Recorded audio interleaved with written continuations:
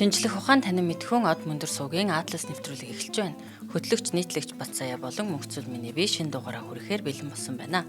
Atlas нэвтрүүлэг танд YouTube-ийн од мөндөр сууг, NTV телевиз болон од мөндөр радио 83.3 болон сундлал хөтөлбөрөөр хүрч байна. Atlas нэвтрүүлгийг эрсдлийг давах хүч ураатай, боддаатгал, ногоон ирээдүйг хөгжүүлэх ураатай MMS компани бүтэн жилийн турш ивент тэтгэн та бүгд төрөж байна. Өдрийн заяа. Зя өдрийн мэндийг хүргье. За хоёул өнөөдөр маш сонирхолтой улсын талаар ярих гэж байна. Сонирхолтой их үү, бас харамсалтай их үү те. Харин тийм маш одоо хүнд зовлон зүтгэрийг туулж яваа. Тэгсэн мөртлөө их гой баялаг түүхтэй ийм улсын талаар ярих гэж байна гэдэг доо. Бид нэр бол улсууд ярихдаа ингээд гой сайханууд нь айгүй ярихыг хүсдэг. За жоохон асуудалтай юм нь бол ярьдаг гэсэн тодорхой хэмжээнд бас багаар ярих одоо хүсдэг бол Мьянмар дээр яах аргагүй тийм муу мухай юмрууд орхоосоор аргагүй тийм нөхцөл байдлаас байна тий.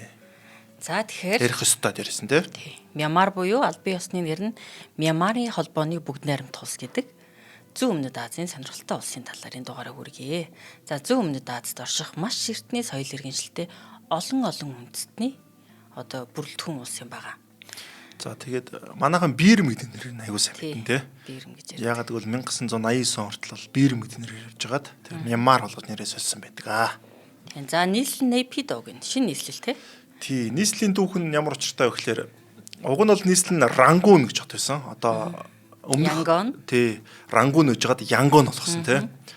Тэгэнгүүтээ нийслэлээ 2006 онд Naypyidaw улсынхаа одоо нийслэлээ төв рүүгээ нүүлгсэн. За хойдолт нь бол Мандалай гэдэг хоёр дахь том хот. Мандалай гэдэг нь одоо манайхан мэдэх бах Лас Вегасын том юу гэдэг чинь казино гэдэг шүү дээ. Энэ чинь Мандалайгийн нэрээр нэрлэгдсэн. Тийм Мандалай бол нөгөө одоо Мьянмарын түүхэн дэх Мьянмарын хаант угсааны хот. Одоо хаант засаглалын хот байсан. Хот байсан. За тэгэнгүүтээ яагаад нийслэлээ солисон юм бэ гэдэг тухай Таншвэ гэдэг нэг генерал исэн цэргийн дэглэмтэй. За юу болсон бэ гэхээр Америк нэгдсэн улс Ирак руу довтлсон шүү дээ. 2001 онтой. За ингэж довтлсны дараа ерөөдөө цэргийн дэглэмтэй улсуудын одоо юунууд бол жоохон айж гэлсэн байсан. Одоо яг тэрний нэгэнд одоо Мьянмарын Таншвэ гэдэг. За Таншвэ тэгээд айгаад за ер нь ингээд нийслэл маань далаатай ойрхон байх юм бол ороод ирт юм байна гэд нийслэл ерөөдөө нүүлгий гэдэг юм юу болгоод тэгээд 2006 онд бол Naypyidaw гэдэг нийслэлтэй болсон байдаг. За Naypyidaw бол одоо бол улсынхын 3 дахь том хот нь. За тэгээд нүүлгээд тэгээд гадны сэтгүүлч мэтгүүлчтэй өрөөд манайх ийм гоё нийслэлтэй болсон ингээд өөрж мөрөөд тэгээд нөгөөдөө өөрж авчиргууд 2007 оноос буцаагаад аачдаг ч юм уу те нийслэлтэй очихлохгүй ч юм уу иймэрхүү юмуд болсон ингээд иймэрхүү одоо түүх өргөдөө бас улбаалж энэ нийслэл болсон ингээд гарч ирсэн юм түүхтэй. За энэ Naypyidaw хоттой нэг сонирхолтой баримт дурдахад газар нутгийн хувьд маш том гинэ. Бүр ингээ шинэ хот одоо барьсан учраас гайхалтай зохион байгуулалт хийсэн мөртлөө хүн ам нь маш бага 130 мянганд билүү хүн амьдардаг. Тэгээ бүр 9 игнэтэй зам байдаг гинэ. Зам нь хов хоосон нэг чиглэл рүүгээ 9 игнэтэй нийлээд 18 игнэтэй өргөн чөлөө замууд барьсан гэтэл бүгд хоосон байдаг гэсэн. Тэгээ эдийн засгийн бүсүүд нь Мандалай болон Янгон хоёртой байгаад байдаг тий. За нийслэл нь юм байна. Хүн ам нь бол 54 сая хүн амтай. Албан ёсны хилэнд биерэмхэл. Шашны хувьд нийт хүн амын дийлэнх нь буюу 80 гаруй хувь нь буддын шашны Theravada хэмээх одоо урсгал илүү хөгжсөн юм байна. Тэгээ мөнгөн дэвсгэр нь чат гэдэг нэртэй. Кят гэж бичдэг юм байна. Гэтэ уншихтаа чат гэж уншдаг юм байна. За газар нутгийн хувьд бол за манайхаа нэг баруун 5 аймаг юм уу да тий. Бас тэжгүй том юм байна. Тий, баруун 5 аймаг шиг тийм том газар нутагтай. Юм ус байгаа. За тэгээд Энэтхэг, Хятад, Таиланд, Лаос, Бангладеш хэмээх улсуудтай хил залгадаг. Далайн эргийн урт нь 1900 км гинэ. За тэгээд сүрлэг одоо их мөрнүүд байдаг. Irrawaddy, Salween хэмээх агуу мөрнүүд байгаа. Конго байгаа тий. Тэгээд хамгийн өндөр уул нь Hakakaborazi гэнэ. 5881 метрийн өндөртэй. Энэ Зүүн Өмнөд Азтай хамгийн өндөр уул яг хэлсэн. Ягаад бол Гямлаа нурууны яг нэг захын хэсэг Бирмийн хойдлоор орж ирдэг тийм. Яг үнэ. За уур амьсгалын хувьд бол халуун, чиглэг, борооны улирал давмгайлдаг. Нөгөө монсууны улиралтай одоо борооны улиралтай. Тэгээд нөгөө далайн хар салхиг болт юм бэл. Тэгээд тэр хотыг бас нийслэл хотыг нүүлгсэн бас нэг шалтгаан нь тэр байдаг гэсэн. Далайн хар салхи их болдог учраас, цунами их болдог учраас тэр эрсдэл сүрлээс нийслэл хотоо улсын төвөө ер нь бол их газар руу төрөө татахын зөвөө гэж бас нэг фактор нээсэн гэж сонсч байсан. Яа юу Бенгалийн болон Андаманы тэнгисгэд хоёр одоо болон тэнгис ингээд далаагаар одоо ингээд хүрээлэх. За нөө Таиландд нөө цунами болсон штэ. 2004 оны цунами наачин тэгэхээр бас нэг бодит фактор байгаа байхгүй тий. 2004 оны тэр нэг айхтар цунами болоод тэрнээс болоод нөө Шри-Ланка хуйлаа ярьсан штэ сүйдсэн тий. Яг тэр бас тодорхой хэмжээнд нөлөөлсөн болов гэж бодоод байна. За түүхийн хувьд бол Мьянмар маш баялаг түүхтэй их өрмөц сонин улс надад санагдлаа л да. За одоо ер нь бол нөгөө бүр 75 мянган жилийн өмнөөс одоогийн Мьянмарын газар нутагт хүн суурин амьдарч байсан археологийн олдрууд маш их олддог юм байна. Газар тариалан эрхэлж исэн, будаа тариалж исэн талаар тэгээд одоо чулуун дээр хийсэн зургууд маш их олддог юм байна л да. Хүн одоо жишээ нь гөрөөс буг агнадаг байсныг бизон ч одоо монголоор юу лээ? Бизоноор л явна та нөхөрний төрлийн амтан тий. Бизоныг одоо гаршуулдаг байсан, агнадаг байсан талаарх зураг дүрслүүд маш их олддог. Тэгтээ яг албан ёснытай одоо илүү баталгаатай орчин цагийн түүхийн баримтыг үзэх юм бол манай эртний 1-2 дугаар зуунаас юм уу та. Одоо бол нөгөө хойд хэсгээрээ төвдийн өндөрлөг улстай ойрхон шүү дээ тий. Тэр хэсгээс пив үндэстэн нүүдлэн ирсэн гэж үздэг юм байна. За тэгээд нэг 800-900 жил ер нь бол пив үндэстэн нутгийн тухайн газар нутагт дээр байсан нутгийн овог аймагуудтай нийлээд ер нь бол нэг суурин соёл бий болж эхэлсэн гэж үздэг юм байна.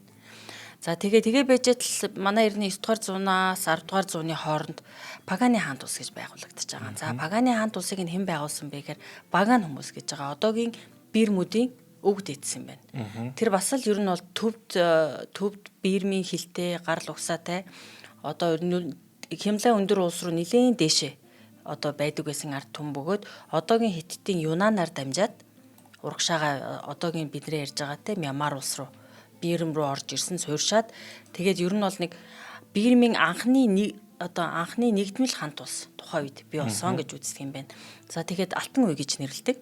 Учир нь тэнд одоо тухайн үеийн хаан Анаахта гэж байгаа буддын шашныг буддын шашин урд нь ороод ирсэн нэлээд цэцгэлсэн байсан боловч ер нь бол буддын шашин илүү одоо төрийн шашин болгоод илүү өндөр түвшинд авчирснараа маш олон бүтээн байгуулалтууд баригдсан.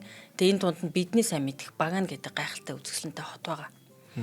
ЮНЕСКОгийн соёлын өвд 2019 онд бүртгэгдсэн түүхэн хугацаа олдврын хувьд бол одоо болтол судалгааны ажлууд хийгдсээр байдаг юм байна. Сателлитний зургаар хүртэл нөгөө бид нэр Камбожийн дугаар дээр ярьжсэн те байгаль их сүм дугуй хүний бүтээсэн зүйлийг байгаль их өөрөө хэрхэн залгидаг вэ гэдгийг бид нар харсан.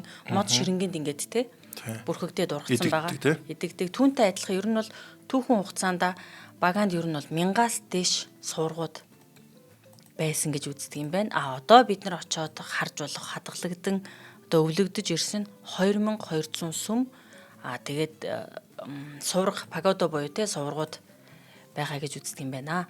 За тэгээд энэ буддын шаттай одоо бид нар Камбож дээр ярихад бол камбожууд хиндуучууд байсан шүү дээ тий. Энд бол илүү буддистууд одоо буддын шашинтай төвдүүд илүү ирж суурьжсэн. Тэр нутгаас хүмүүс ирж суурьсан ер нь бол олдрууд маш их байдаг. Тэр учраас ч тэр ер нь бол хинду шашинтнууд маш бага. Буддын шашин илүү хүчтэй. За тэгээ буддын шашин яа харахгүй одоо бараг 2000 жил болчлоо шүү дээ тий. Тухайн газар нутагт байсны хувьд тухайн одоо газар нутагт байсан хамт улсуудын төрийн шашин байхаас гадна тэдний соёл, архитектур, ахуйд нь маш ихээр нөлөөлсөн байдаг. Тийм сонирхолтой байна. За тэгээд тэр үеиг бол Мьянмарын алтан үе гэж юу нэрлэж байгаа. За тэгээ 13 дугаар зуунд бол Хувлаа хаан Монголын эзэнт гүрэн одоо тий дайтан довтлсон. За тэгэхэд Баганы хаант улс ер нь бол нурж унсан гэж үздэг. 1283 байна уу 84 87 он тий. За тэгээ тэр үед бол маш олон сүм дугуйн те сургуудыг нь нураасан гэж үздэг юм байна. За тэгээ түүнээс хойш ер нь бол Мьянмарчууд одоо энэ Мьянмарын хамт улсууд манд ер нь бол маш олон жижиг аймагуудад хуваагдаад ер нь дотоодын зөрчлөө гарч чадахгүй нэгдмэл нэг хүчрхэг улс чадахгүй байсаар байгаад ер нь бол хамт улсынхын түүх ер нь бол тийм дуусах шат руугаа орцсон гэсэн. Маш олон иргэний дайнтай. Ягаад тэгэхээр нэг сонирхолтой баримт дурдахад засгийн газраас нь албан ёсоор хүлээн зөвшөөрсөн 135 үндэстний цонх байгаа. Үндэстэн байгаа. Амар их. Албан ёсоор зөвшөөрсөн нь зөвшөөрөгдөөгүй маш их байгаа. Тэд нар өөрсдийн өвөрмөц одоо онцлог байдал, ахуй, шинжтэй учраас бие биендээ тийм харилцсангуй бага учраас нөгөө өөрсдийнхөө онцлог шинжийг хамгаалахын тулд түүхэн цаг үед бид нар энэ нутаг дээр суурч байсан бидний эцэг өвгдийн нутаг гэдэг үгнээс дотоодын зөрчил маш ихтэй. Тиймээс ч өнөөдөр Мьянмар улс маань иргэнийдээ хамгийн удаа өргөлдөлж байгаа. Хамгийн удаа өргөлдөлж байгаа. Одоо яг юуд ч юм бэ олон үндэстэнтэй мөртлөө тунд ажгүй амьдарч байгаа улсууд байгаа шүү дээ. Жишээл яг хажуу талд нь энэтхэг үн те. Мьянмараас олон үндэстэнтэй, Мьянмараас олон аль биесын шашинтай, хилтэй ийм улс. Харьцангуй 50 те. Тэгэхээр Мьянмард бол асуудал бас их байна. Тэр асуудлуудыг үйл бас хөндөж ярья те. За тийм. За яг угсаатны зүүн хувьд бол 68% нь одоо Мьянмар биеэрэмчүүд буюу Бамаарчууд 9% шан угсаатан, 7% нь Карени угсаатан, тэгээд Мон, Качин, Чин угсаатнууд байдаг. Бөгөөд бидний одоо сүүлийн үед мэдээгээр маш их харж байгаа Рохинжа буюу Рохинга үндэстэн. Байна. За түүх нь бол иймэрхүү юм байна. За тэгээд ер нь бол нөгөө дотоодынхоо зөрчлийг дарж чадахгүй ингээд дотоодын овг аймагуудын ханилэг банилгуудын зөрчил тулаан маш их байсан. Гэхдээ түүхэн цаг хугацаанд бас одоо зүүн өмнөд Азид бий болсон хамгийн том ханд улсыг хүртэл бий болгож ирсэн байна. Өнөөдрийн бидний мэдих Таиланд одоо Сиам тухайн үеийн Khmerийг эзлээд 16 дугаар зууны үед байгаа нэг хаан нь агуу ханд ус байгуулсан байгаа. Харамсалтай нь тэр үед тэр хаан нас барангууд тэр хааны бий болгосон тэр том ханд ус тэр хантай адилаар бутран унсан. Үгүй болсон гэж үздэг юм байна. За тэгээд Британий колони 1824-өөс 1948 оны хооронд бол үргэлжилсэн. За британчууд яасан бэ гэхээр гаднаас ажиллах хүч буюу одоо тамилчуудыг, хинди, бенгалчуудыг аюу ихээр авчирсан байдаг. За тэнгууд биеэрэмч өөрөө нэг газар нутаг нь бол яг юу хэсэг хамгийн том ногоод байгаа байхгүй зөв нүдээс та маш яг Индонезиг тооцвол Индонез ч угаасаа арал асар том газар нутагта тий. За тэнгууд яг тэр нэг одоо юу ч юм яг зүүн өмнөд Аз гэдэг одоо яг нэг мэнтэг хэдний хойг байгаа шүү дээ. Хойгт өдөр байдаг усудаас хамгийн том газар тоосууд Мьянмар гэдэг. Тэнгүүл тэнд чинь ингээд газар зүйн онцлогоос хамаараад бие биентэйгээ нэг огтлцоог айгу олон үндэстэн байдаг. Шан хүмүүс, Качин ч юм уу те. Одоо Качинууд нь илүү нөө хойшоогоо бүр хамгийн хойшоогоо байдаг хэсэг. Одоо нь илүү өндөр ууларх хэсэг рүү. Тэнгүүл одоо Шан болон дээр Качин идэрлүүч нэг засгийн газрын одоо үртэмж муу ч юм уу. Тийм учраас өөртөө ингээд тусдаа автономит маягтай оршин тогтох боломжтой байдаг. Тэгвэл британчууд орж ирэнгүүт Бенгал, Тамил, Хинди гэдэг маш олон гаралтай хүмүүс ингээд ажлын юугаар авчрангууд энэс болоод тэд нар бас дургуцаад энэс бол асуудал гарч исэн. Тэгээд нөө үндэстний хувьд бол олон үндэстэн нэмсэн шилтгаанууд юм байгаад байгаа байхгүй. За тэнгууд л хэдүүлээ яг энэ Британий колоничлын дараах асуудлыг бид нар одоо хамгийн гол нь хөндөж ярих хэрэгтэй байна. Яг бол 48 онд Британий колоничлал усаад Мьянмар гэдэг улс байгуулж байгаа шүү дээ. Тэгэхэд энэ олон үндэстэнтэй нэг улс болоход айгүй хэцүү байсан. Тийм учраас иргэний дайн гарах боломжууд гарсан. За тэнгууд энэ дээр бас нэг айгүй том иргэний дайны болон бусад ингээ цаашаа үргэлж хамгийн гол юм Хятадын одоо юу болж ирсэн. Одоо опиум гэж байгаа шүү дээ. Одоо опиумыг ч одоо шууд хар тамхиж орчуулсан зөв үү? Нэг төрлийн ургамал шүү дээ. Нэг төрлийн ургамал те. Хятад нэг опиумаар угаасаа алдартай. Опиум тариалдаг тэрийг дэлхийн нийт түгээдэг. За одоо Хонконг ч Макао ч юм одоо энэ зориулсан одоо хотод байгаа шүү дээ. Хар тамхины 1-2 дугаартай ингээд одоо Англитай Хятад хүртэл байлдаад ялгажсэн те. За тэнгууд л Хятад коммунист засаг ялж байгаа шүү дээ. Коммунист засаг ялангууд энэ опиум тариалдаг хүмүүс ерөөхдөө шахаж эхэлсэн байдаг. Тэнгууд опиум тариалдаг хэсэг чинь Хятадын одоо энэ урдлын хэсэг байна. Одоо энэ Юнан мууч ч юм уу одоо Күнмин гэнэсэлтэй тийм Юнан мод ч юм уу за Хонконгийн хойдлын хэсгүүд ч юм уу да Шанхай махаа гэх энэ хэсгэр bijсэн. Энэ хүмүүс ингээд автономи засаглалтаар шахаж гисэн байдаг. Тэгээ автономит буюу одоо тийм коммунист засаглал одоо яадаг вэ гэхээр тэр дунд ямар нэгэн байдлаар мафийн сүлжээ үүсэх боломжууд их бага болдог. Мафууд нь гардаг. Одоо Хятадын мафууд нь Хятадтай биш дэлхийн өөр бус хотууд айгүй хүчтэй байдаг шалтгаанууд нэр. Яг бол нэг том засаг зархаа чинь тэднийг шахацдаг. Тэдийг оршин тогтсон боломжуудыг багасгачдаг. За тэнгууд л Хятадын опиум тариалдаг нөхдүүд чинь бага багаар ингээд гарсан. За тэгвэл Юнан муж гэж байгаа. Одоо яг биеэрэмтэй шан одоо энэ стейт буюу мужтай хэлдэг. За Юнан мужийн яг түүхийг харахаар Юнан гэдэг нь манай юанчуудын өгсөн одоо нэр гэдэг тийм юу авт юм бэлээ. Даалигийн тэр юу унгаад одоо хаан одоо тэр нэг эсгийг унгаад тэгээд нөгөө Юнан буюу одоо юаны газар ч юм уу тиймэрхүү нэр өгсөн гэдэг тийм түүх байт юм лээ. За тэгвэл тэр Юнан мужлохороо тийм опиум айгуу сайн тариалдаг байсан. Айгуу олон тийм хүмүүс байсан. Тэр хүмүүс нь биерэмлүү гарч ирсэн байдаг. Одоо хойгороо. За тэнгууд биерэмчүүд яг урд нь өөрсдөө тариалдаг байсан. Бас хоосонгүй байсан. Тэргээд ихтэй ерөөдөө дээр үсээ одоо нөө эмчилгээний зориултаар ч юм уу өөрсдөө тайвшруулах зорилгоор ч юм уу опиума хэрэгэлдэг байсан. За тэнгууд нөө Хятадын опиум тариалдаг гэж ороод ирэх яг тэр чийлүү бизнес болоод гэж байгаа. Тэд чинь угаасаа хэрэглээнээс гараад гараа авчиж арилжааны зорилготой. Арилжааны зорилго болчихж байгаа. За яг бол хятадчууд урд нэг их Британи ч юм уу ингээд дэлхийн нийт рүү явдаг. Яг тэрийг арилжаа болгоцсон. Нэрийг бас болгосон хүмүүсийнх нь англичууд л таа бас тийм. Ингээд арилжааны ятан бол биерэнд тэр одоо тэр хойдлын тэр хоёр мууж байгаа шүү дээ. Одоо яг шамчин ерөөхдөө нэг зүүн хэсэг тийм. Зүүн хойд хэсэг рүүгээ.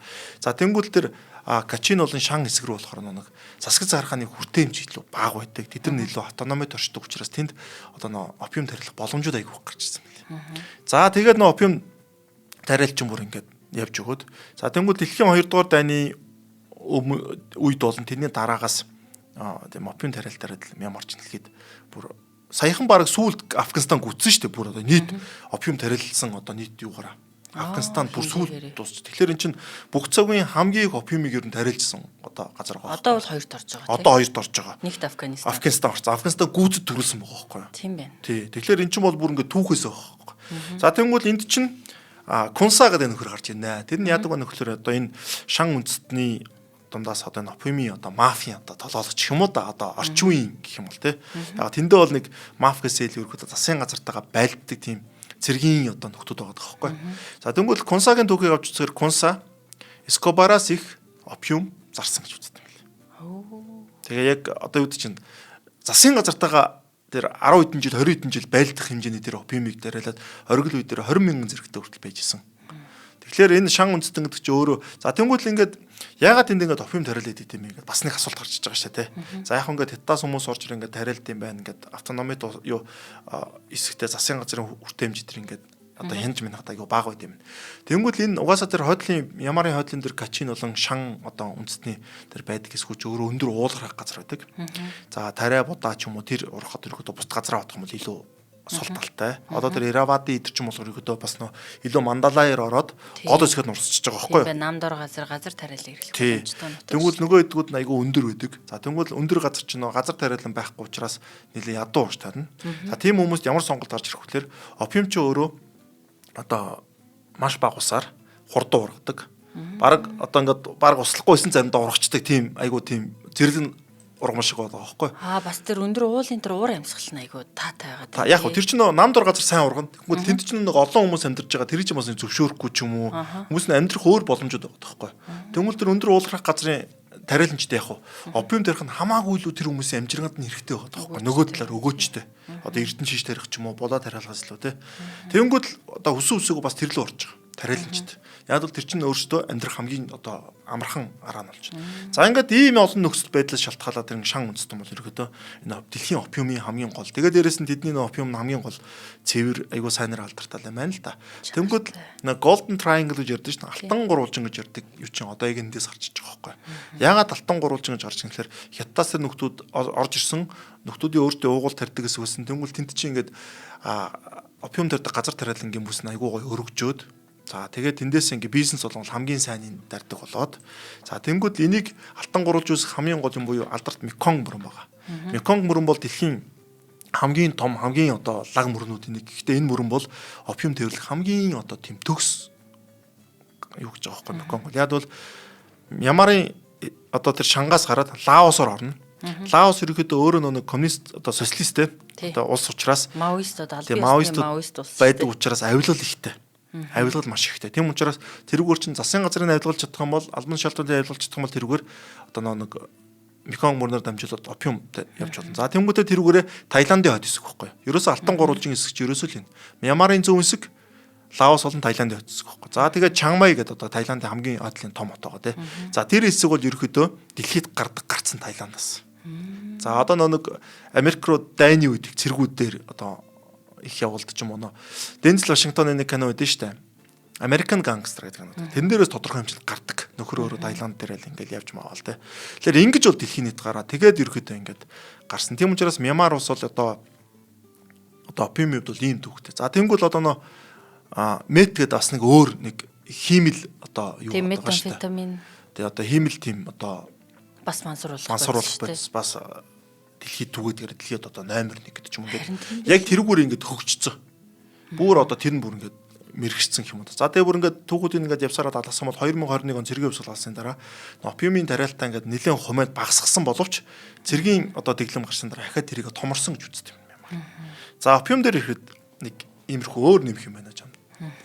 За опиумаас уг нь ингээ опиум Уг нь ярмааргүй байгаа. Гэтэ ярихад ч сонголтгүй бид тэр те. Харамсалтай наа. Гэтэ яг опиумаас өмнө уг нь өөрөө Мьянмар маань өөрөө маш их байгалийн баялагтай улс юм. Маш их баялагтай. Байгалийн хийдэ, тостой, эрдэнийн чулуунууд яваалчин. Бадмарагтай. Хамгийн сайн чанарын бадмараг гардаг газар, хаштай, эндранилтай, газар тариалангаараа будаа, цай тарьдаг те, хөнгөн үйлдвэрлэл буюу ойдол нэхмэл сайтай аялал жуулчлал гэсэн те, хөгжүүлэх бүрэн боломжтой юм нөөцтэй улс байтал харамсалтай дэлхийн опиумын болон метамфетамины тэргүүлэгч үйлдвэрлэгч болсон тий. Тэгээд нөгөө цэргийн дэглэм нэлээд их гарч ирдэг. Тэгээд нөгөө олон үндэстний нутаг учраас тэнд юунууд гарч иж байгаа.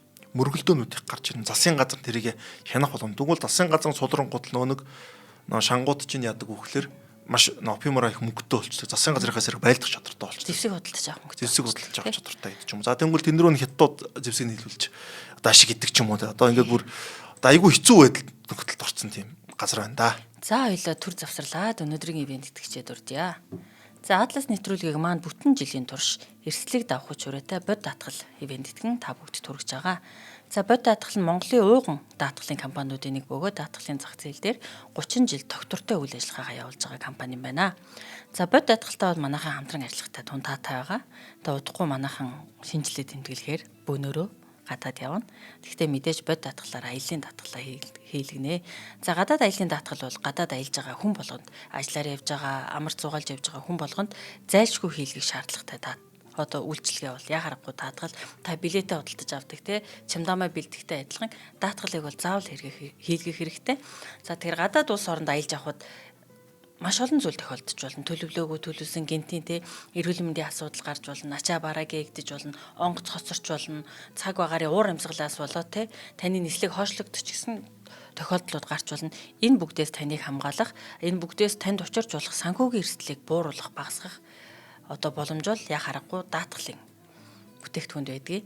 Тэгэхээр та бүхэн гадаад руу аялахдаа ажиллаар явахдаа ч гэсэн хамаагүй заавал гадаад аялын даатгалыг хийгээрэй. Тэгэхээр энэ үед тань тохиолдож болох эрүүл мэндийн асуудлыг те эмчилгээний төлбөрийг, эмийн зардлыг буцаанж төлөх, яаралтай улс оронд нь тээвэрлэх үйлчилгээ хүртэл гадаад аялын даатгал нь одоо те хариуцдаг юм байгаа. Та тэгэхээр бод даатгалын гадаад аялын даатгалд хамрагдахыг хүсвэл www.bod6insurance.com хаягаар ороод эсвэл bod claim app ашиглаад өөртөө хүссэн даатгалын үйлчилгээгээ утасныхаа цаанаас судалдан авах боломжтой.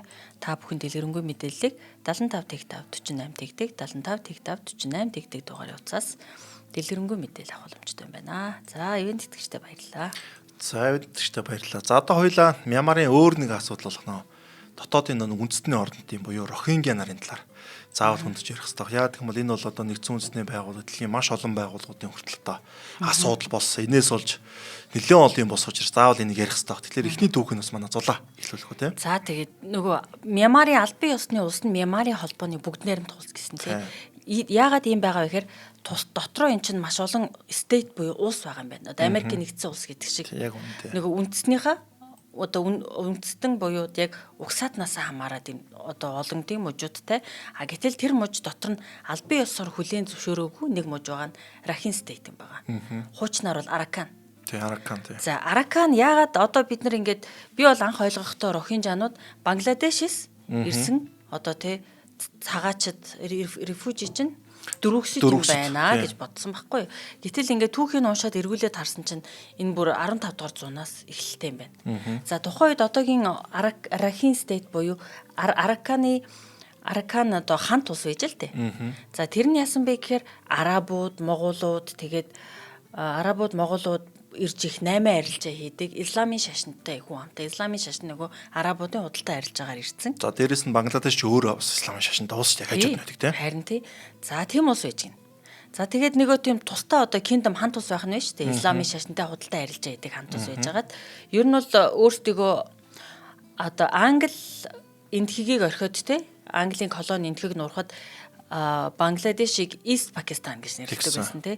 Гэтэл нөгөө Arаканы хамт улс буюу одоогийн Rakhine State нь East Pakistan буюу зүүн Пакистантай одоо нэгдэх тийм санаа сонирхолтой шашны хувьд те нэгдвэл хэлний хувьд одоо Бангладешийн урдлын Chittagong хот үүдэг. Chittagong аялагтай гэж бүр одоо тий хэлний үед хүртэл тийм ойролцоо одоо Мьянмараасаа илүү Бангладешуудтайгаа илүү бас ойролцоо тийм хүмүүс байгаа тоххой шашны үед хэлний үед тий. За тийм улс байж гин. За гэтэл нөгөө олон үндэстэн тэгээд хэдийгээр одоо чинь исламын шашинтай багаанч хүн байгаа байхгүй юу? Тэгэхээр яагаад зөвхөн тэр Рахин мужид байгаа Аракантай эртний Араканы хамт улсын тэр хүн амыг гадуурхаад геноцид үлдээд байгаа шалтгаан нь ийм юм байна. Яг нь маш олон шалтгаанууд байж болно. Гэхдээ ер нь бол хамгийн энгийн шалтгааныг хэлэхэд 1942 оны хүртэл одоогийн бидний ярьж байгаа Мьянмар маань Британик колони байсан. За Британик колониос гарахын тулд юу болсон бэ гэхээр нөгөө талаас одоо төвийн мужууд нь Японы эзэнт гүрэн орж ирээд одоо Мьянмарыг өөрийн засаг захиргааны нэгж болж өөртөө нэгтгэсэн байж тээ. Гэтэл нэг талаас Британи нөгөө талаас Японы хоёр одоо Мьянмард иргэшээлээ тогтоох гээд дайдахт нь Рахин одоогийн Рахин муж нь өөрөө Британтай тал одоо нийлсэн байна. Хэрвээ Британтай нийлдээд Японыг хөөгд гаргачих юм бол Британи тодорхой хэмжээнд Рахин мужийг нөгөө East Пакистан буюу одоогийн Бангладештэй нийлүүлнэ, тусгаар тохиолдлыг хүлээн зөвшөөрнө гэсэн тохиролцоо байсан байна. Гэтэл тэр дайнд нь бусад одоо Мьянмарын бусад хэсгүүд маань төвийн хэсгүүд, хойд хэсгүүд нь Японы талтай нийлсэн учраас энэ дайнд Британууд ялагдаад гарсан. За тэгээд Японы 40 хэдэн он хүртэл 45 он хүртэл 48 он хүртэл Японы одоо эзэнт гүрний нэг хэсэг байгаа шүү дээ. Тэрэнд нь нэгдүгээрт маш их ус сандаг. Ягаад гэвэл өөртөөх нь тусгаар тогтнолын эсрэг тэмцсэн Британчуудаа колоничлогчтой нэгдэж тэмцсэн гэсэн нөгөө талаас Рахин муж нь өөрсдийнхөө тусгаар тогтнолыг тодорхой хэмжээгээр одоо олж авна гэсэн итгэл үнэмшил байсан учраас. За тэгээд бас нэг сонирхолтой зүйл болсон. За тэгээд Японытэй хөдөлгөөний 2 дугаар дайнд тусгаад Японы эзэнт гүрэн өөрөө нурж унаад ингээд яхад Мьянмар өөрөө 1948 онд тусгаар тогтнолоо зарлаж байгаа. За тэгээд мэдээж арчилсан улс гэж өөртөө зарласан. Боловч нөгөө үндэстний зөрчил тэр юм нь дуусахгүй зэвсэгт мөргөлдөөнүүд хямралууд үргэлж болоод байсан учраас 1962 онд одоо цэргийн дэглэв. Засгийн газар нь одоо үд чимдээ хүчгүй байхгүй тэдрийг нийлүүлж чадах тий. Одоо ив нэгдэлтэй байж чадахгүй шүү дээ. Тэр үндэстэн хоорондын тэмцэл дайн тулааныг зогсоож чадахгүй байсан учраас 1962 онд цэргийн дэглэм төр ирэхэд ирсэн байгаа. За тэгээд цэргийн дэглэмийг нь бол бид нар бүгд мэдж байгаа тий. Цэргийн дэглэм тогтсон одоо арчилсан ус байха болчлоо шүү дээ. Цэрэг арим бүх эрх мэдлийг өөртөө аваад хааныгаа булгачж байгаа гэсэн үг байхгүй тий. Хаан төрөн чугийн байхгүй болчихсон. Тэгээ 1982 оны үлээ хууль байна. Рохингя нарыг нэг тийм мөн 82 оных шүү. Тий. Иргэншлийн хууль, шинэ иргэншлийн хууль гэж нэрлээд тэрэн дээр ямар заалт оруулсан бэ гэхээр 1824 оноос хойш энэ нутаг дээр амьдарч исэн гэдгээ нотолж чадах юм бол одоо тэдний иргэншлийг нь байхгүй болгоод 1824 он буюу Британий колони болсноос хойш энэ газар байсан гэдгийг нотолж чадах хэрэгтэй гэж байгаа. Хэцүү шүү дээ. Тий. Бичиг баримт ингээ хүн болгон тийм юм байхгүй шүү дээ. Нотолж иж та бүхэн манай улсын иргэн гэдгийг баталгаажуулна гэдэг шаардлага тавьсан. Нөгөө Рахин мужийнх нь. За тэнгууд ихэнх нь баталж чадаагүй. Дийлийнх нь баталж чадаагүй. Тэгээд ер нь бол сүүлийн 30-40 жилийн турш маш олон хэдэн зуун мянгаараа тэд нарыг одоо дөрвсөн байгаа. Одоогийн Бангладешт бараг 2017 оны хямралаар чинь 700 гаруй мянган дөрвсөд шинээр одоо хамгийн том дөрвсдийн камп одоо тэнд байгаа гэсэн үг. Тий. За тэгээд Таиланд руу хөрс сэргэлдээ Таиланд руу бусад орнууд руу улсан маш их дөрвдөг. Тэгээд одоо хамгийн сүүлийн хямрал чинь 2017 оны хямралтай шүү дээ. Ан сан суужид болтой тий. 2017 оны хямралаас өмнө 1.4 сая рохинжанууд одоо рохинганууд Рахин мужид байсан гэж байгаа. Одоо 500 мянган хүрэх гэсэн тоо харамсалтай. Маш олноор нас орсон Бангладеш руу төрсэн. За тэр 82 оных бол цэргийн үндсүүл гэж байгаа. Тий.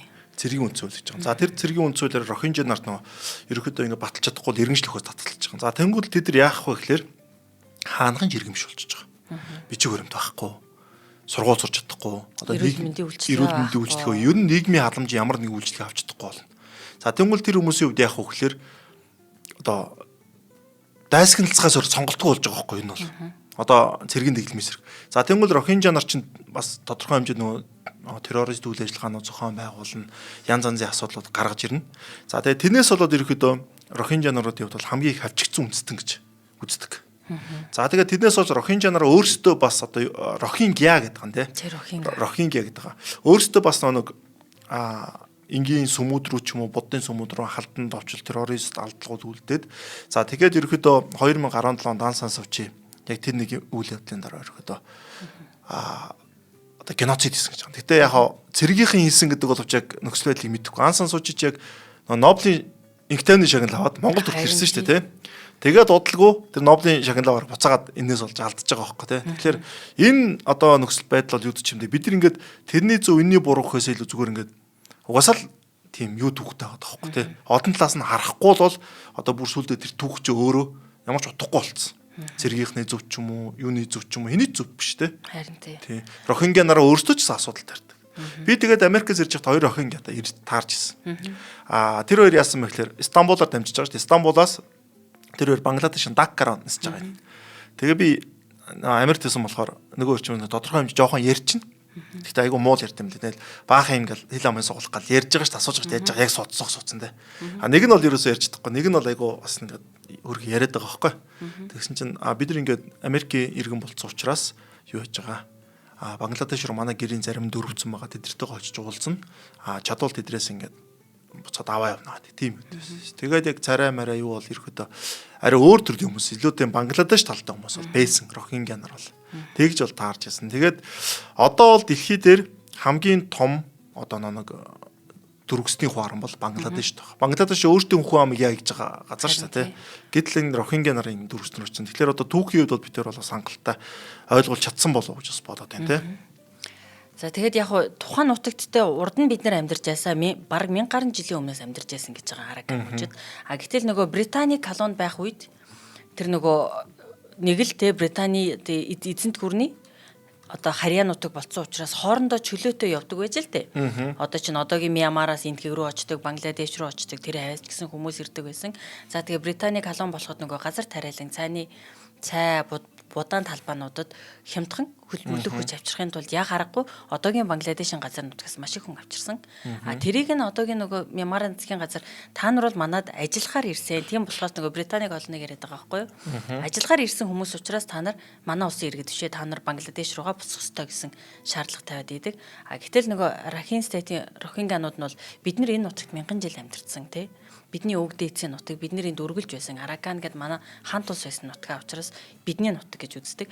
Тэгээ энэ одоо энэ Рохингачуудын геноцид буюу те энэ одоо хүмүүнлэгийн маш том хямралтай зүүн амар хямралтай дэлхийд байгаа. Энээс улбаатай маш олон нийгмийн тийм сөрөг асуудлууд гарч ийн л та. За жишээ нь Рохингачууд донд дэлхийн ер нь бол одоо зүүн өмнөд Азийн хамгийн том хүний эрхтний харцах байгаа. Эд эрхтний худалдаагүй гэр бүлийн гишүүн бараг байдаггүй гэж байгаа. Тэгэхээр амьдрах арга нь тэр болсон өөр орлого байхгүй. Бүр хүндрээд адагтаад болж байна гэсэн. Тийм хүний 8-ны сүлжээ тэнд бүр маш цэцгэлсэн тэр тусмаа онцгойлон зөвхөн Рохингачууд биш Мьянмар тэр чигт нь байгаа иргэний дайнтай олон жил байгаа учраас гэхдээ Рохингачуудад бол маш их гинэ. За тэгээд нөгөө child soldier буюу хүүхэд зэргийн асуудал. Насан туршаагүй 8, 9, 10, 11-т яг л нөгөө Камбожд болсонтой адилхан хүүхдүүдийг цэрэгт авдаг $40 худалдаж авдаг. Одоо нөө тэр чин Камбожд орог 40 жилийн өмнө болсон үйл явдал одоо Мьянмарт болж байгаа байхгүй амар харамсалтай тэр тий. $40 хүүхдийг цэрэгт авдаг гэж байгаа харамсалтай тийм асуудлууд байна. Тэгээд нөгөө энэ одоо улс гэж байхгүй шүү дээ. Эднийг хүй хай гэж хамгаалах хүн байхгүй байгааг нь ашиглаад нэг асуудал юу гардаг вэ гэхээр хэдэн жилийн өмнө энэ 10 гаруй жилийн өмнө болсон байхаа. Таиландын өндөр албан тушаалтай цэргийн одоо тий албан тушаалтай генерал Хурандан нарын оролцсон маш том хүний 8-ны зохион байгуулалттай одоо хэрэг гарсан юм. Энэ яасан бэ гэхээр дөрвөстийн лагер дээр хүний 8 маш их хийгддэг. Энд нь өөрөө Таиландын өндөр албан тушаалтай цэрэг цагдаагийнхан оролцсон. Тэгээ энэ талаар нэг нийтлэл бичээд ингээд шүглүүлсэн нэг Таиландын сэтгүүлч амь насанд нь зал хийгээд гэр бүлийнхнээс нь хүн хороосон ч үлээ Австралид зүхтаж гараад 20 жил ингээд инкогнито буюу нууц те өөрийнхөө хин гэдгээ нууц Австралийн засгийн газрын хамгаалтын дунд байжгаад Таиландын засгийн газар тэр хэргийг нь мөрдөөд шүүхтээр аваачаад тэр хүнийг одоо гэрчээр тэр сэтгүүлчийг Австралидтэй 20 гаруй жил амьдарсан гэр орныхонтойгоо 20 жил ямар ч холбоогүй байсан тэр Таиландын сэтгүүлчийг авчираад шүүх хурал дээр авчирч байсан тийм баримт кино үзчихсэн.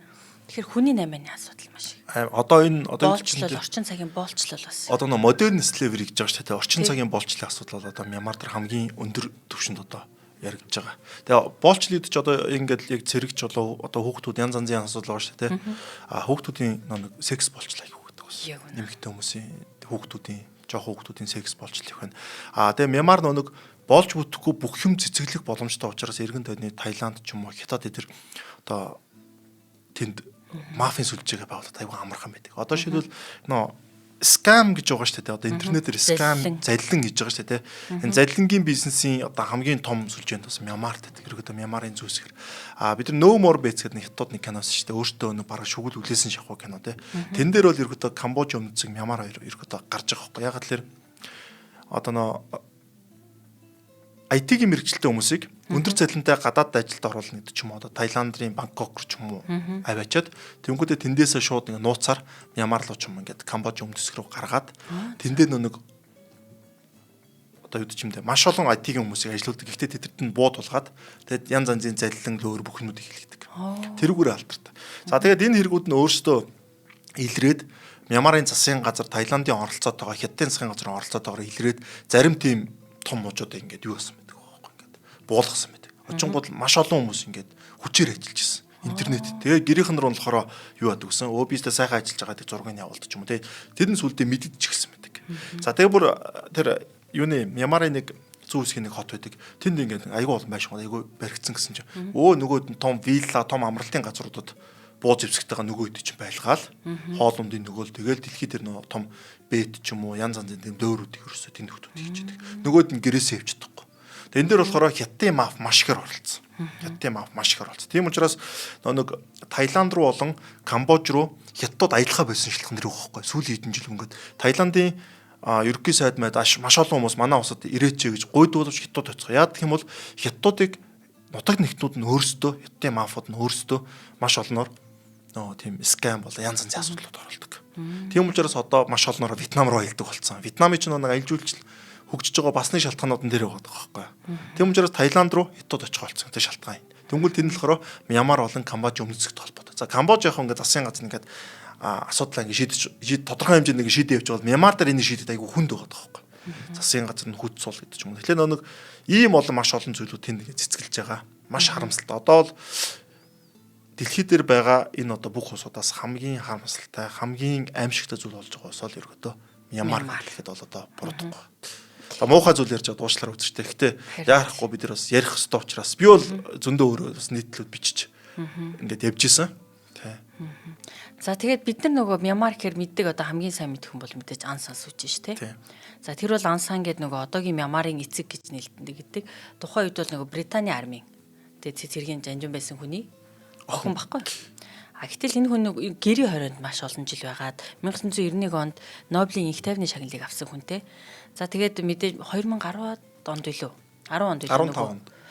Төрийн эрхэнд гардаг. За тий. Тэгээ одоо арчилсан сонгуул болоод сонгуул ялаад бид нар чинь төрийн эрхэнд гаргаад цэргийн дэглэмийн төр буулаа штэ. За тэгээ түүний National League for Democracy буюу тэ арчлалын төлөө хүн үндэсний нэгдэл намын тэргүүнээр намын ерөнхий нарийн бичгээр 1988 оноос хойш тэ өөр нөгөө байгуулсан цагаасаа хойш ажиллаж байсан. За тэгээд 2016-аас 21 оны хооронд бол улсынхаа одоо гадаад явдлын яамны сайд гэх юм уу та тий. За тэгээд Мьянмарын үндэсний одоо зөвлөлийн зөвлөхөөр хүртэл ажиллаж байсан төрийн өндөр албан тушаалд хашижсэн хүн. Гэтэл нөгөө нэг одоо Нобелийн одоо шагнал авсан те инх тайвны төлөө шагналыг авсан энэ хүнийг төрийн эрхэнд ирээд Мьянмар ус өөрчлөгдөн гэсэн найдвар маш их байсан. Гэтэл энэ хүн одоо төрийн эрхнээс одоо төрөөс буудсан байгаа дахиад цэргийн дэглэм тогтсон байгаа шүү дээ. Энэ хүнийг төр барьж авах хооронд нөгөө бидний энэ дурдаад байгаа 2017 оны Рохинжануудын эсрэг геноцид үлдэгдсэн. Гэтэл энэ хүн энийг ерөөсөө энэ зүгээр л одоо тэ орон нутгийн хэмжээний үндэстэн хоорондын мөргөлдөөн байсан. Гэтэл одоо нөгөө сателлит буюу тэ нөгөө хиймэл дагуулын зураг юмнуудаас харахаар одоогийн байдлаар 2017 оноос хойш нийт сателлитний хиймэл дагуулын зургаар Рохинжа үндэстнүүдийн амьдардаг байсан одоо сум тосхондын 40% нь байхгүй болчихсон. Засгийн газар нь тэднийг нураагаад шатаадаг. Тэгээд нэг аимшигтай харгислал үлддэг нөгөө буддын шашинтай одоо үндэстрэх үзэлж их орончдын нэгдэл гэж байгаа. Тэр нь ламнар гэдэг. Тэд нар Рохинжаны эсрэг маш их харгислал үлддэг. Рохинжа хүмүүсийн эсрэг. шууд алах, буудах, гимтэх, сум тосготыг нь гацаагийн шатаа, хорон гэргүү болгох тэгээ эмэгтэйчүүдийг нь зориудаар хүчрхийлдэг. Маш их хэмжээний харгислал үлдсэн байтал энэ хүн энийг ерөөсөө хүлээн зөвшөөрөөгүй. Энэ бол зөвхөн үндэстэн хооронд эндээ жижиг зөрчил байсан. Нэг хэрэг одоо бараг л энэ миний өхрийг булаасан гэдгээс болсон асуудал гэсэн байдлаар хандсан нь өөрөө дэлхийн нийтээр энэ хүнд итгэлийг бас маш ихээр унгасан. Тий одоо нэг улс төрийн буруу алдаа гэх юм да нөхөр бол мэдчихсэн. Гэхдээ нэг ийм болж байгаа гэдгийг дэлхийн нийтээр өөрөө ингэ зөвшөөрчих юм бол өөрт нь бас асуудал үүсэж ингээд тодорхой хэмжээнд худлаа ирсэн ч гэж үздэг юм лээ. Тэр нь ингээ буруудаад явцсан. За тэгвэл хоёлаа ерөнхийдөө ингээд муу мухагийн төрүүлдэггээд арай нэг гой сайхан юм руу нас орох уу? Юу гэж бодож байна? За хоёлаа тэгвэл гой сайхан юм байлгүй яах вэ? Гой сайхан юм гоос гэж байх уу? Түүнээс өмнө хоёлаа өнөөдрийнхөө нэг ивент итгэжийг дурдчихаа. За ногоон ирээдүйн хөгжүүлэн өрөөтэй MMS компани манай нэвтрүүлгийг бүтэн жилийн турш ивент итгэн ажиллаж байна. За ногоон ирээдүйн хөгжүүлэгч MMS компани нь эрчим хүчний салбарт үйл ажиллагаа явуулдаг ба нарны эрчим хүчний системээр дамжуулан айл өрх аж ахуйн нэгжүүдэд бие даасан эрчим хүчний төслүүдийг хэрэгжүүлдэг мэргэжлийн баг хамт олон юм байна. MMS компани цахилгаан эрчим хүч болон уул уурхайн салбарт үр ашигтай дэвшилтэт технологи суурилсан бүтээгдэхүүн шийдлүүдийг санал болгодог мэргэжлийн хамт олон. Энэ юу вэ гэхээр та нөгөө төвлөрсөн эрчим хүчнээс хол байж болно те. Таны цуслан байж болно, норон гэр, аж ахуй, ферм ч юм уу те үйлдвэрлэл. Тийм бол та сэргээгдэх буюу байгаль дээрэлтэй нарны эрчим хүчнийг ашиглаад өөрийн эрчим хүчний одоо асуудлаа шийдэх бүрэн боломжтой юм байна. Тэгээд энэ дэлхийн одоо сэргээгдэх эрчим хүчний технологи үйлдвэрлэгч, тэргүүлэгч компаниудын бүтээгдэхүүнүүдийг Мона уур амьсгалд зохицуулан сайжруулсан хувилбаруудыг зардаг болохоор та бүхэн MMS компани те шинэлэг технологи суурилсан шийдлүүдэд итгэх бүрэн боломжтой гэж хэлмээр байна. Тэгээ та бүхэн эрчим хүчний оновтой цогц шийдлийг MMS-ээс сонгоорой гэж уриалгаар байна. За тэгээд хоёр ивентчтэй баярлалаа. За сайхан зүйлэхээр Мянмар бол одоо газар нутгийн хувьд байгалийн хувьд бол бүх юм байдаг. Одоо улсуудын нэг. Хошоо Гимлан нурууны одоо тэр зүүн захын хэсэг байгаа шүү дээ. Төвдийн өнөрлөгөөс урагшаага одоо тэр монсун болдог халуун орны бүх юмнууд байдаг. Урагшаага сонож тогтцсон улсуудын нэг. За тийм учраас ийм гоё газар. За дээрэс нь одоо олон том мөрний уснаа нэг эхлэлүүд бас гардаг тийм. За тэгвэл ийм гоё газар маш олон төрлийн ан амьтан. Үнэхээр олон төрлийн амт. Тэрүүгээр бол одоо баялаг. Одоо ерөөдөө Мянмар ингээд гой сайхан одоо ингээд засгийн газар доктортой байсан бол тэнд бол зүгээр аялал жуулчлал бол бүх төрлөөр цэцгэлэх боломжтой ийм сайхан. Хүүхэн дурсгал маш их. Амар их тийм. 2200 гаруй суурга сүмтэй газар шүү Тий. дээ. За тэгээд Мянмарт гэдэг одоо амттыг хэдүүлээ явал да. Бирмийн заан буюу одоо Азийн хамгийн том амт. Тэгээ Бирмийн цагаан зан гэдэг баг тий. Одоо юунд байна? Мянмарт байна. За энэтхэг тийм бар байна. За заан бар хоёр ингээд цуг нэг усад байна гэж бас тийм их тохиол биш шүү дээ хоёр том амттай. За тэгээд нэг төрлийн эрвэс байна бас тийм. Нэг төрлийн эрвэс байна. За тэгээд сарамгчингийн маш олон төрөл нь. Одоо нөө бизон гэж байгаа шүү дээ. Одоо гавуур гэж байгаа юм тийм. Ерөөдөө бас англиар тийм гавуур бух гэж байгаа юм тийм. Ерөөдөө ойн авраг үхэр гэж явдаг. За энэ ойн авраг үхэр бол ерөөдөө зөндөө одоо усууд бас байдаг шил Украинд байсан ч юм уу те. Одоо Монголд бол илүү нэг хавтгай ч юм уу тахих байдаг бол энэ өхөр бас нэг зарим ой мото ч юм уу тийм газрууд байт юм байна л да. Тэнгүүл Мянмар одоо тэр гавуур гэдэг том бух бас дээр үесээ байсан ийм усуудын нэг.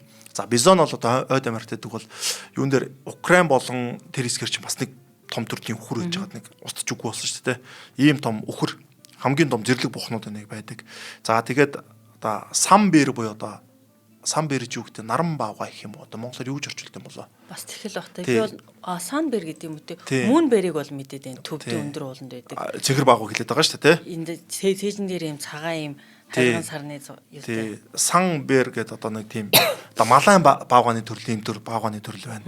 За муурны маш олон төрөл одоо бирм муур гэж одоо муур тэжээдэг хүмүүс мэдэн дээ. Маш олон төрлийн муур гэдгээс бирм муур гэж бас алдартай муур байгаа шүү дээ. За тэгээ шуудын төрөл гэх юм бол 1100 гаруй шуудын төрөл зүйлтэй. Маш олон шуудын төрөл зүйлтэй. За тэгээд нугас, тойттэй, бүргэд маш олон төрлийн шууд одоо амьтд байдаг. За мөлхчтөр алдартай. За мэлхий нэг юу яст мэлхий бүр ингээ эндемик төрөл зөвхөн Мянмарт гэдэг төрөл байна. За могооны маш олон төрөл. Одоо бетон гэдэг хамгийн үзэсгэлэнтэй авраг бетон гэж могоо те. Бирмэнд маш олон төрлөөр байдаг. Тийм бирмийн бетон гэж нэрлэдэг. Тийм бүр алдартай тэргүүрээ те. Бирмийн бас King Cobra буюу одоо хаан кобра гэдэг алдарт. одоо тийм могоо байна. За олон төрлийн загсан Иравати гэдэг нөгөө гол Бирмийн хамгийн гол мөрөн биш үү те. Тэнд амьдардаг бүр дельфин гэдэг. Тийм дельфин гэдэг. Дельфин гэдэг те.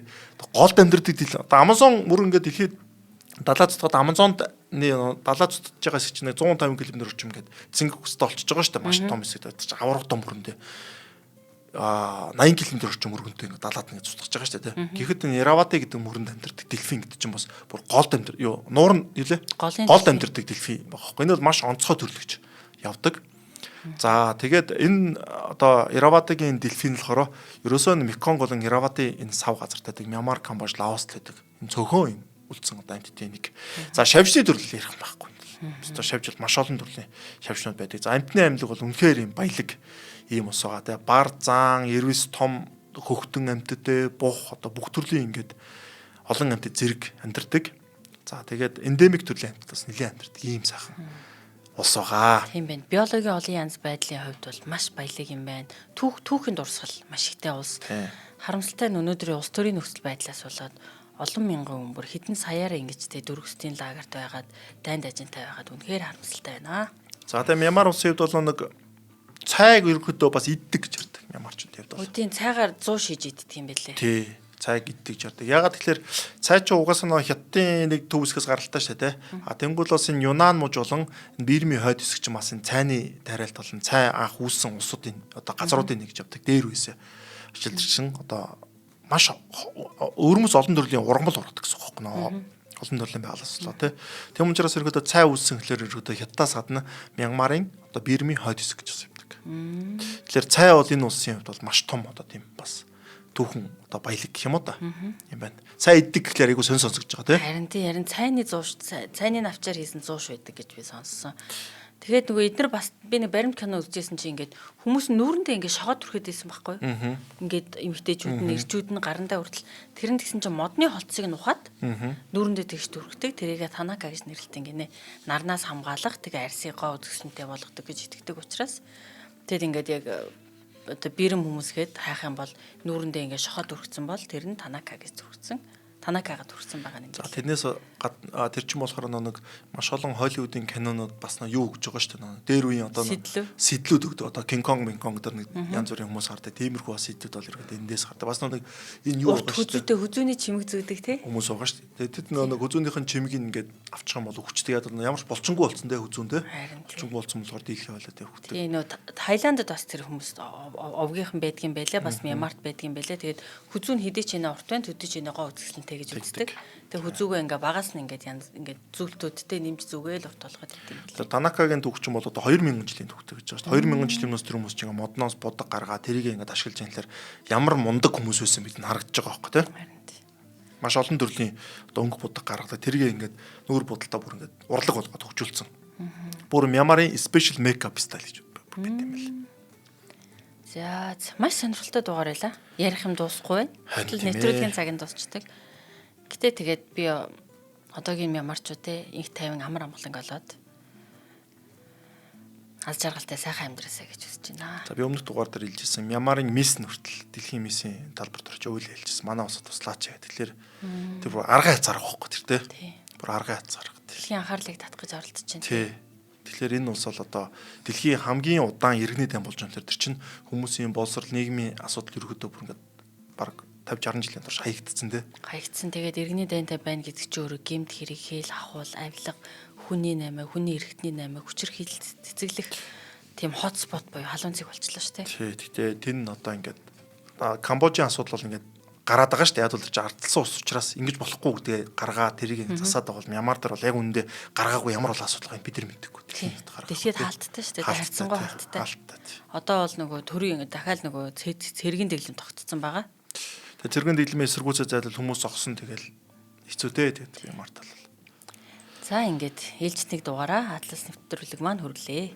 Хөтлөгч нийтлэгч Батсаяа болон мөнхцөл миний би энэ дугаарыг та бүгд төрглөө. Атлас нэвтрүүлэг танд YouTube-ийн Од Мөндөр сувг, NTV телевиз болон Од Мөндөр радио 83.3 болон 107 дэлгэнээр хүрлээ. Атлас нэвтрүүлгийг эрсдлийг давах хүч ураатай бод даатгал ногоон ирээдүг хөгжүүлэх ураатай MMS компани ивент тэтгэн та бүгд төрглөө. За дараагийн дугаар үзье. Баярлалаа. Баярлалаа. Нэвтрүүлгийг хүлээн авсан Нарны аймгийн монголчуудаа баярлалаа. Одмондөр сувг нь энэ мэдчлэн таны мэдхүйн мянган нэвтрүүлгийг 2026 оны 7 сарын 1 хүртэл та бүхэндээ хүргэх юм. Их хэлээрээ шинжлэх ухаан танин мэдхүйг түгээхийн үлсэд нэгтгэх хүсвэл та бидэнд хандив өгөх боломжтой. Жилдээ ганцхан удаа 100,000 төгрөгөөр биднийг дэмжснээр шинжлэх ухаан танин мэдхүйг түгээх энэ үйл хэрэг амжилттай үргэлжлэх юм. Одмондөр нэр дээрх Удаагшлын банкны дансага 4191 Тэг 4518. Та 100,000 төгрөгөө шилжүүлэхдээ гүйлгийн утга дээр нь өөрийн нэр болон утасны дугаараа заавал бичээрэй. 100,000 төгрөг хандалснаар Одмондөр сувгийн алтан гишүүн болох юм а. Шинжлэх ухаан танин мэдхгүй Монголд ялах болтугай.